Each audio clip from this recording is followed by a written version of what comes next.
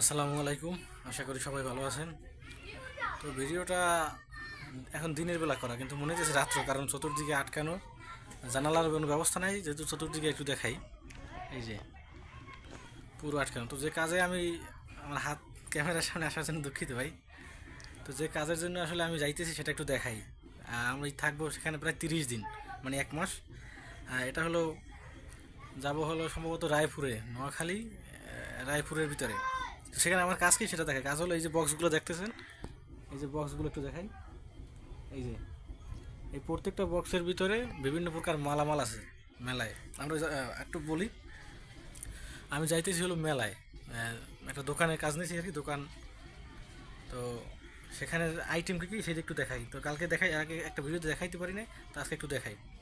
তো আমার এখানে একটা স্যাম্পল আছে, জাস্ট একটা আমি দেখাই।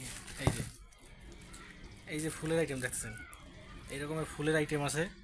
এখানে ফুল আছে আনুমানিক কয়েক শত। আমি একটু যদি আপনাদের কাছে নিয়ে দেখাই, এই যে এই বলিস না, এই বাক্স ভর্তি কিন্তু সবই ফুল, এই যে বিভিন্ন কালারের।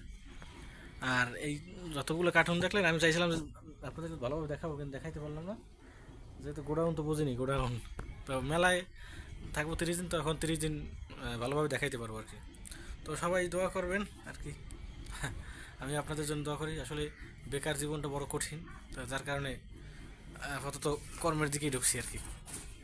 তো সকলে ভালো থাকবেন। আসসালামু আলাইকুম।